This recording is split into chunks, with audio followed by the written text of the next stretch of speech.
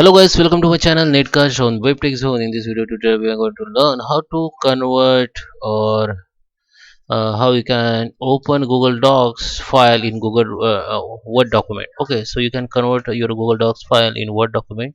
So it is simple, guys. Just go to the drive and go find out your Google Docs file here. So I have Docs file, or you can search from here.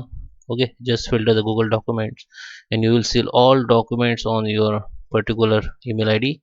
So come to the drive, log in with the email id, then filter with the documents, then you will see the all documents you have saved. Now just open the documents which you want to convert in Word documents. So this is my Google Docs. So simply, guys, open it and go to the file and go to the download, and in download you can download as a Word documents. Okay, so just click on it, so it will be download as a Word. So you need the Microsoft Word application or software in your computer to open the Word document. Just click on it, or you can able to open this Word, this docs document, the Word document. So it will be open. I just click on it.